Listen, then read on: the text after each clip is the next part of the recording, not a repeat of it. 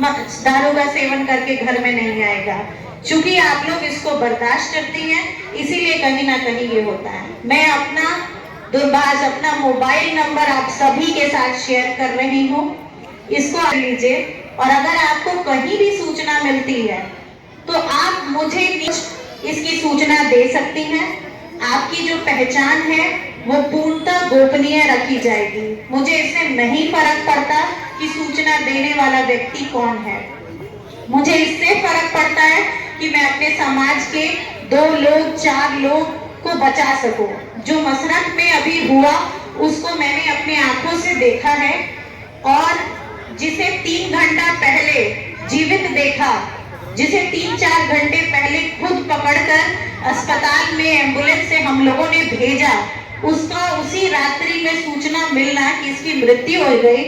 मैं तो उनसे रिलेटेड नहीं थी, तब भी मैं बहुत आहत हुई थी। तो आपके तो वो अपने हैं, अपनों को बचाने के लिए तो हम इतना संकल्प कर ही सकते हैं कि इसकी सूचना ससमय प्रशासन को दे, ताकि आपके क्षेत्र में आपके अब पोता है, आपके यहाँ के जो उपस्थित वृद्ध जन है, मैं उनसे भी कहूंगी कि आपका बेटा है, आप ये उनको बचाने के लिए कीजिए। कभी भी कोई सूचना मिले तो हमारे मोबाइल पर एक बार खबर कर दीजिए। स्थानीय प्रशासन में भी कईयों का नंबर आप लोग के पास, उनको खबर कीजिए, थाना को खबर कीजिए।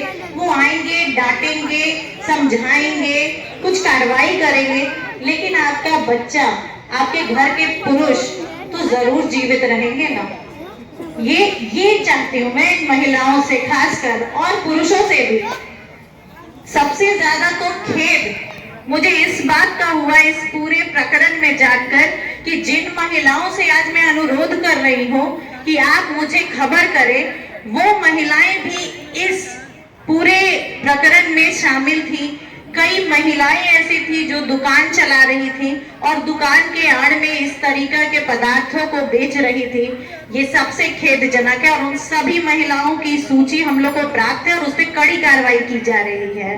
तो इसलिए जिस बल को अनुरोध करने के लिए हम आए हैं, वो महिलाएं बिल्कुल भी इस पूरे व्यापार में सम्मिलित ना हो, पुरुष भी ना हो, लेकिन महिलाओं का इसमें सम्मिलित होना बहुत खेदजनक है। पूरे मसरक के लिए, पूरे सारण के लिए ये बहुत ही गलत मैसेज जाता है।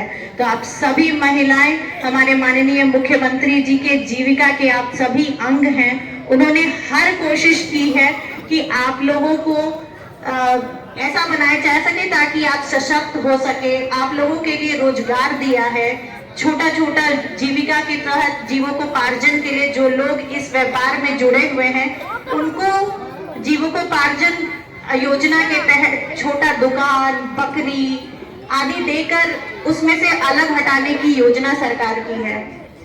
तो इसीलिए आप सभी से अनुरोध है कि कृपया किसी भी प्रकार से ना तो सेवन करें किसी भी नशीली पदार्थ का, और ना ही अपने आसपास किसी को सेवन करने दें। अगर अनुमंडल पदाधिकारी आपसे इस चीज का आह्वान कर रही है तो हम चाहेंगे कि इसका हमको सपोर्ट मिले, और कभी भी बहरौली पंचायत में खासकर या मसरक में खासकर इस तरह की घटना की पुनरावृत्ति नहीं होनी चाहिए। तो क्या एक बार हाथ उठाकर हमें सब कहेंगे कि हाँ, हम शपथ लेते हैं कि आज के बाद से हम कोई भी नशीली पदार्थ का सेवन नहीं करेंगे। एक बार हाथ उठाकर आप लोग अपना ये हमें दे कि हमें लगे कि हम लोग आए, तो आप लोगों ने हमें सहयोग किया। सभी महिलाएं एक बार हाथ उठाकर बताएं, अगर कभी भी आपके यहाँ पे कोई सेवन करेगा तो आप हमें बताएंगी। चलिए, यही सहयोग मुझे चाहिए था।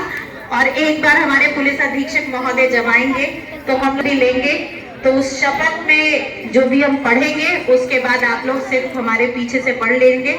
तो इसी बात के साथ मैं अपनी प्रणाम करती हूँ। और हम लोग शराब के बारे में बहुत चर्चा करते हैं कि दीदी, हम लोग के घर बहुत यहीं बहरौली पंचायत में घटना घटी कि बहुत से घर उजड़ गए, कितना दीदियों की विधवा हो चुकी। लेकिन हम लोग को जितना प्रयास होता है, हम लोग प्रयास करते हैं कि हमारे पंचायत अच्छा पंचायत बने, हम लोग दारू से अलग रहें, और हम लोग दारू पीना बंद कर देंगे तो अपने बाल बच्चा और सभी को साथ में सुखी घर परिवार लेकर के हम लोग रहेंगे। हम लोग हर दिन हर प्रतिदिन इसके बारे में चर्चा करते हैं। हमारे मुख्यमंत्री जी के आदेश के अनुसार हम लोग अपने काम को नियम पूर्वक करते हैं और घर घर जा करके सभी दीदी से यही अनुरोध करते हैं कि हम लोग नशा मुक्ति हम अपने पंचायत ब्लॉक और प्रखंड को हम लोग इससे वंचित कर दें। धन्यवाद।